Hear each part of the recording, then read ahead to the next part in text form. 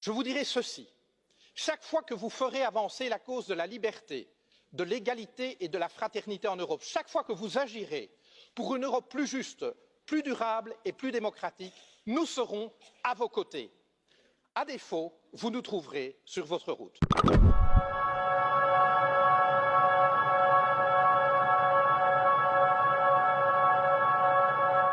Monsieur le Président, ce que vous souhaitez pour l'Europe, vous affirmez que la France doit commencer elle-même à le faire dès aujourd'hui. Votre action en France raconte une toute autre histoire, une histoire qui met à mal la devise de votre pays, liberté, égalité, fraternité. Où est la liberté? Lorsque vos citoyens peuvent être surveillés, assignés à résidence et perquisitionnés sur de simples soupçons de la police. Où est la liberté lorsque des policiers armés débarquent au petit matin pour arrêter un groupe de jeunes dont le seul tort serait d'avoir occupé pacifiquement un chantier? Ma fille en était. Elle fut emmenée devant son fils de 2 ans, loin de chez elle pour subir pendant toute une journée un interrogatoire. Dans votre France, l'état de droit garant de nos libertés s'éloigne jour après jour. Liberté, égalité. Où est-elle l'égalité lorsque vous imposez toujours plus de précarité aux travailleurs alors qu'en même temps, vous faites des cadeaux fiscaux aux plus riches, ceux que vous aimez appeler les premiers de cordée? Votre foi en eux est inébranlable, mais voyez-vous, ce qui définit la cordée, Monsieur Macron, c'est la corde. C'est elle qui permet d'adapter la vitesse du premier de cordée aux besoins du groupe. C'est elle aussi qui empêche les derniers de cordée de tomber au ravin. Mais dans nos sociétés, Monsieur le Président, cette corde n'existe plus. Les riches s'enrichissent, les classes moyennes stagnent et se précarisent, et les plus fragiles sont abandonnés à leur sort.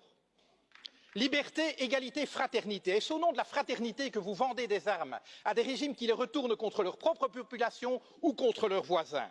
Où est-elle cette fraternité lorsque votre police lacère tente ses sacs de couchage de migrants? Procédures expéditives, recours non suspensifs, détentions administratives, voilà les ingrédients de votre projet de loi sur l'asile et l'immigration. Contenir et refouler plutôt qu'accueillir des êtres humains en exode forcé.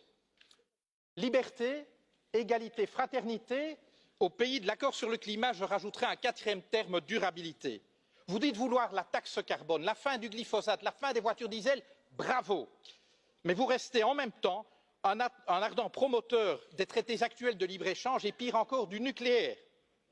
Alors, vous avez permis, contrairement à votre prédécesseur, l'adoption par l'Union européenne d'une définition totalement laxiste des perturbateurs endocriniens. Alors, vous avez eu le courage de mettre un terme à ce projet insensé d'aéroport à Notre-Dame-des-Landes, mais c'est pour, dans la foulée, écraser dans la violence les projets de celles et ceux qui inventent depuis des années une manière différente de vivre. Monsieur le Président, un livre vous dit philosophe. Il affirme qu'aucun de vos mots n'est le fruit du hasard. Voici quelques mois, vous avez parlé des gens qui réussissent et des gens qui ne sont rien. Vous n'avez pas dit des gens qui ne font rien ou des gens qui n'ont rien. Vous avez parlé des gens qui ne sont rien. Voyez-vous, pour nous, le projet européen consiste précisément à faire en sorte que plus jamais, en aucun endroit de ce continent, aucune femme, aucun homme ne puisse être considéré comme rien ou se penser comme rien. Car considérer des êtres humains comme rien, c'est permettre de leur faire subir n'importe quoi, et cela, nous ne l'accepterons jamais.